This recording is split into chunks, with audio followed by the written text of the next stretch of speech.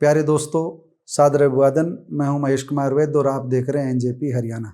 दोस्तों, एक बड़ी खबर आ रही है।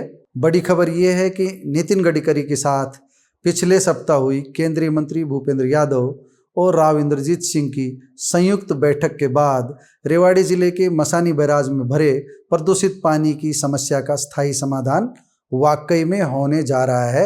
यानी सीधे सीधे अब आश्वासन की बात नहीं है, बड़ी गंभीरता के साथ इस दिशा में प्रयास शुरू हो गया है। जिस तरह एम्स के मामले को लेकर के राव इंद्रजीत सिंह ने इस दरवाजे से उस दरवाजे तक दस्तक देनी शुरू की थी, अब ठीक उसी तर्ज पर अब मसानी बैराज के मामले को लेकर के राव इंद्रजीत सिंह हर द्वार पर जाएंगे, हर द्वार खटखटाएंगे और इसका समाधान करवाएंगे। अभी अभी जो सूचना हमको मिली है कुछ देर पहले ही, मसानी बैराज के इस पानी को प्रयास किया जाएगा कि यहीं पर शुद्ध किया जाए, शुद्ध करने के बाद में किसानों को बेचा जाए, शुद्ध करने के बाद में उद्योगपतियों को बेचा जाए, इस पानी को बर्बाद न किया जाए।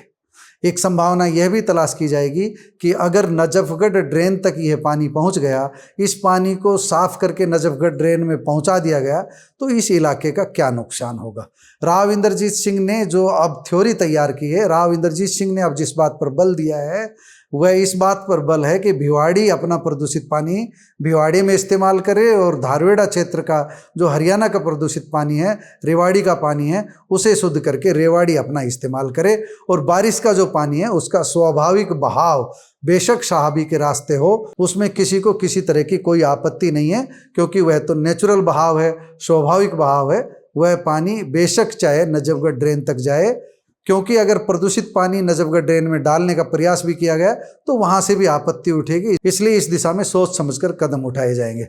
सूत्रों से हमें यह जानकारी मिली है कि राव इंद्रजीत सिंह मसानी बैराज के प्रदूषित पानी को लेकर जल्दी एक विशेष बैठक बुलाएंगे, जिसमें रेवाड़ी के जनप्रतिनिधि भी शामिल होंगे, रेवाड़ी के विधायक लक्ष्मण यादव भी शामिल होंगे, दूसरे नेता भी शामिल होंगे और ऐसे तमाम उच्चाधिकारी इस बैठक में शामिल होंगे जिनका सरोकार इस पानी से है, जिनकी जिम्मेदारी इस पानी को साफ करने की है, चाहे वह जन स्वास्थ्य विभाग के हो, चाहे वो सिंचाई विभाग के हो। इस पानी का स्थायी समाधान अब किया ही जाएगा। अब इस मामले में कोई कोताही नहीं बरती जाएगी, कोई ढील नहीं बरती जाएगी। केंद्रीय मंत्री भूपेंद्र यादव ने बैठक में नितिन गडकरी के समक्ष यह आश्वासन दिया था कि दिसंबर 2025 तक भिवाड़ी का 34 MLD पानी पूरी तरह ट्रीट करके भिवाड़ी में ही इस्तेमाल किया जाएगा। अगर ऐसा हुआ तो निश्चित रूप से हरियाणा की परेशानी घट जाएगी।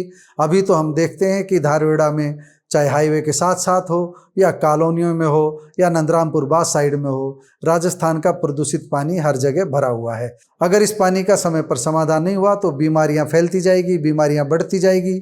आज भी कई गांवों में हम सुनते हैं कि भूमिगत पानी से जब चाय बनाई जाती है तो वह चाय भी फट जाती है। यानी इस तरह का पानी प्रदूषित हो चुका है। मजबूरी में कुछ स्थानों पर यही भूमिगत पानी पिया भी जा रहा है। RO से ट्रीट के बाद भी यह पानी पीने योग्य नहीं है। इस दिशा में पिछले दिनों रेवाड़ी के विधायक लक्ष्मण सिंह यादव ने भी गंभीर प्रयास किया और उनके प्रयास का यह परिणाम है कि अब इस मामले की चर्चा दूर तक हो रही है। यहाँ बता दें कि हरियाणा विधानसभा ने पहली बार पर्यावरण संरक्षण व प्रदूषण नियंत्रण कमेटी का गठन किया है और यह कमेटी विधानसभा में पहली बार बनी है और पहली बार बनी इस कमेटी की बागडोर लक्ष्मण यादव के पास है। लक्ष्मण यादव 2 अन्य विधायकों जो इस समिति के सदस्य थे उनके साथ और अधिकारियों के पूरे लाव लश्कर के साथ पिछले सप्ताह यहाँ आए थे, मसानी बैराज का दौरा किया था।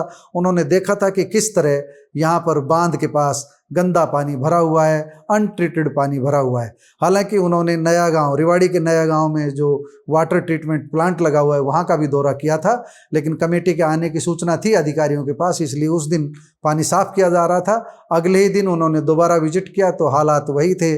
सीधे सीधे हम कह सकते हैं कि कभी भी जो दावे किए जाते हैं पानी के साफ करने के, वह पानी साफ नहीं होता। लगभग हम कह सकते हैं 10 BOD से ऊपर अगर पानी होता है वह पानी खेती के योग्य भी नहीं रहता, वह पानी पशुओं के पीने के योग्य भी नहीं रहता। मसानी बैराज में जो पानी इस समय भरा हुआ है वह बेहद प्रदूषित है। इस पानी को साफ करके किसानों को भी दिया जा सकता है, उद्योगों को भी दिया जा सकता है, बदले में उनसे कुछ शुल्क भी लिया जा सकता है। इस बात की संभावना तलाशने के लिए ही अब राव इंद्रजीत सिंह इस दिशा में प्रयासरत हैं और जल्द ही इसकी बैठक होने वाली है।